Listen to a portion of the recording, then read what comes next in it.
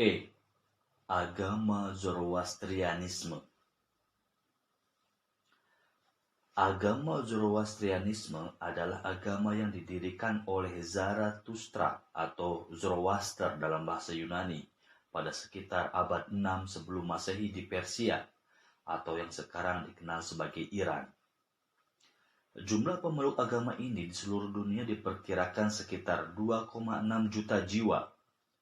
Komunitas kaum Zoroastrianisme dapat dipertemukan di India Barat, Iran bagian tengah, Pakistan Selatan, utara Afghanistan, Amerika Serikat, Inggris, Kanada, dan Australia. Komunitas Zoroastrianisme juga dapat ditemukan di kota-kota besar seperti London, New York, Chicago, Boston, dan Los Angeles.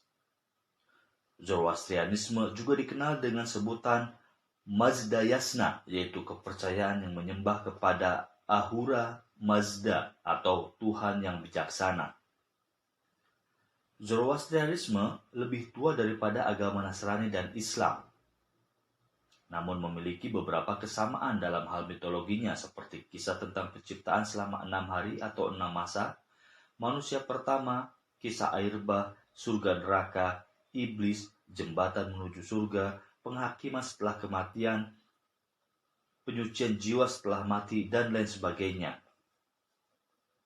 Sebagian kalangan bahkan ada yang berpendapat bahwa agama Zoroastrianisme telah menginspirasi dan mempengaruhi agama-agama lain yang muncul sesudahnya seperti agama Nasrani dan Islam. Zarathustra lahir di sebelah utara tanah Persia, tepatnya di kota Azerbaijan pada sekitar abad 6 sebelum Masehi. Konon, Zarathustra lahir dari ibunya yang masih dalam keadaan perawan yang belum tersentuh oleh ayahnya. Zarathustra berasal dari keturunan suku Media. Ia dididik dalam tradisi agama Indo-Iran. Pada usia 7 tahun, ia mulai memperoleh pelajaran keagamaan. Pada usia 15 tahun, ia sudah mulai menjadi pendeta. Selama bertahun-tahun, ia berusaha menemukan penyingkapan dari kebenaran spiritual. Pada usia 30 tahun, konon ia mendapatkan wahyu yang pertama. Dikatakan ia melihat zat yang berkilauan yang menyebut diri sebagai Vohumana atau itikat baik, yang kemudian membawanya ke hadapan Tuhan Ahura Mazda serta 5 bentuk badan yang bersinar. Zarathustra dikenal sebagai nabi dari Iran yang mempunyai karunia untuk melakukan berbagai mukjizat. Pada tahun 618 sebelum Masehi, Raja Chorasma yaitu Vitaspa dan menterinya Yasasep menjadi penganut Zoroastrianisme sebagai agama. Zoroastrianisme mengalami banyak perkembangan dan berhasil memperoleh banyak pengikut. Zarathustra meninggal di usia 77 tahun. Ajaran Zoroastrianisme mengatakan hanya ada satu Tuhan yang universal dan maha kuasa, yaitu Ahura Mazda, yang dianggap sebagai Sang Maha Pencipta, sehingga segala puja dan sembah hanya ditujukan kepadanya, sehingga ajarannya ini bisa dikatakan memiliki corak monoteisme. Meski demikian, Zoroastrianisme juga mengajarkan prinsip dualisme bahwa ada 2 kekuatan yang bertentangan, yakni kebaikan dan kejahatan. Yang jahat diwakili oleh Angra Mainyu atau Ahriman, sedangkan yang baik diwakili oleh Spenta Mainyu.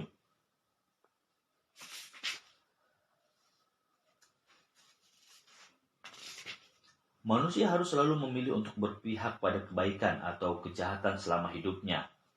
Uniknya, pada saat yang sama, Zoroastrianisme juga mengajarkan paham politeisme yang mengakui ada banyak dewa dan kekuatan.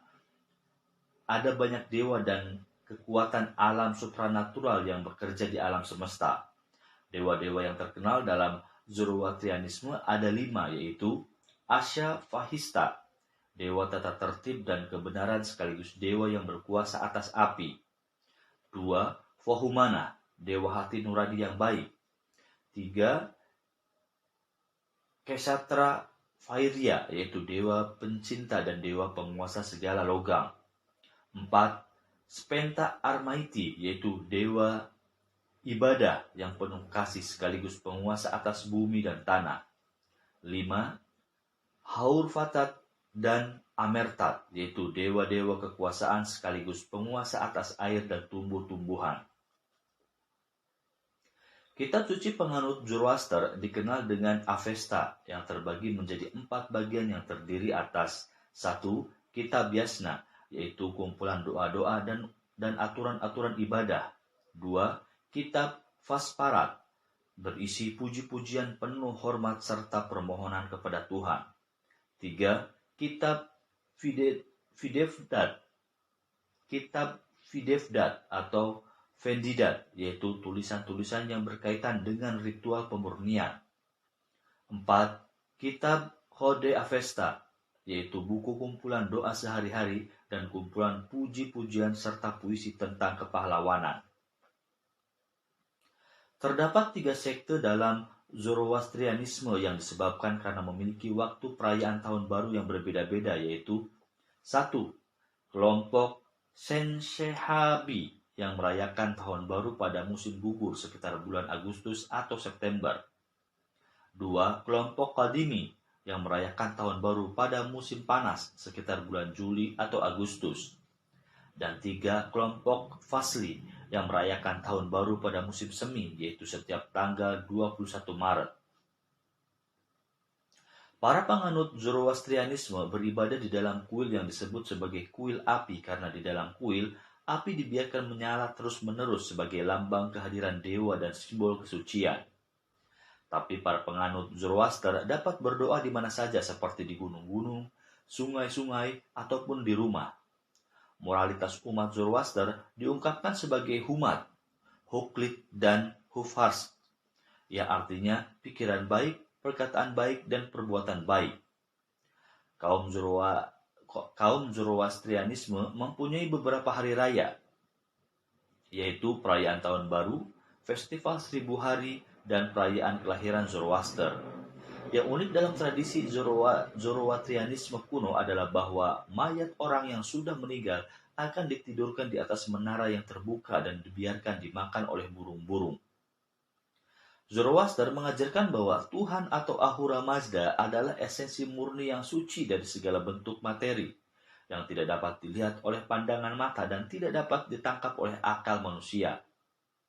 Dia adalah pencipta segala sesuatu dan seluruh alam, baik yang berupa esensi maupun materi.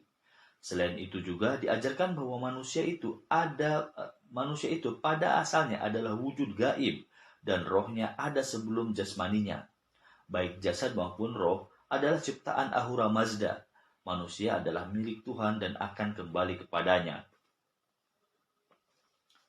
Setiap roh manusia setelah kematian akan menghadapi pengadilan Dewa Rashu yang bertindak sebagai hakim dan bertugas menimbang perbuatan baik dan buruk yang dilakukan oleh manusia. Setiap roh manusia yang telah meninggal harus melewati jembatan Cinva, yaitu jembatan yang menuju ke surga. Di bawah jembatan ini terdapat neraka yang penuh dengan api. Apabila baik roh tersebut dapat langsung menuju surga, namun apabila buruk, maka dia akan dimasukkan ke dalam neraka. Apabila timbangannya seimbang, maka roh tersebut dibawa ke tempat yang bernama Hamestagan atau tempat penyucian. Adapun surga merupakan penyempurnaan dari kehidupan.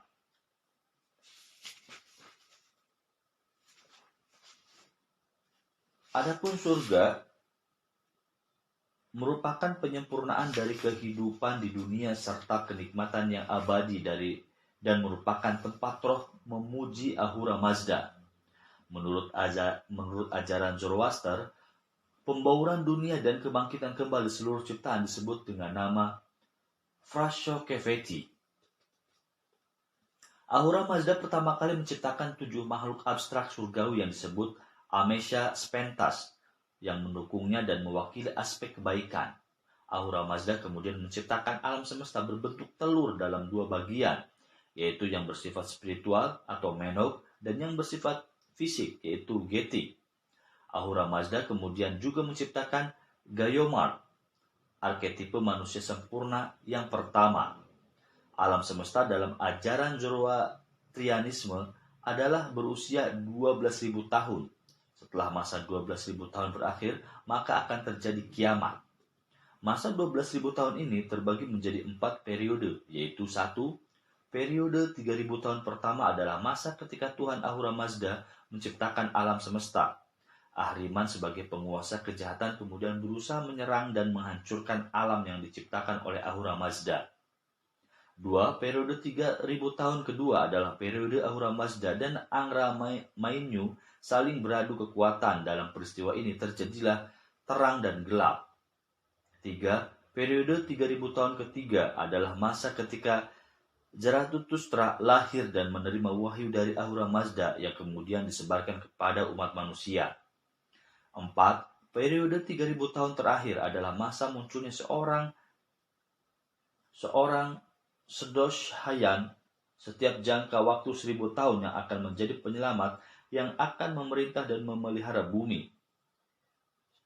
Shaoshayan yang akan datang itu akan melawan dan menghancurkan Ahriman beserta para pengikutnya, dan barulah setelah itu perdamaian di dunia akan terwujud. Secara umum, agama Zoroaster memiliki banyak kemiripan mitologis dengan berbagai agama besar lainnya, sehingga sebagian kalangan berpendapat bahwa banyak kemiripan tersebut mungkin terjadi karena faktor hubungan yang saling mempengaruhi antar berbagai budaya yang ada di dunia. Sebagian lagi berpendapat bahwa jauh di alam supra sadar kolektif umat manusia yang berupa batin kesadaran universal, mereka memiliki ingatan atau memori kolektif mengenai hal itu. Ada lagi yang berpendapat bahwa para utusan Tuhan hanya menyuarakan hakikat kebenaran yang sama dalam bentuk berbagai kiasan, cerita, dan simbol.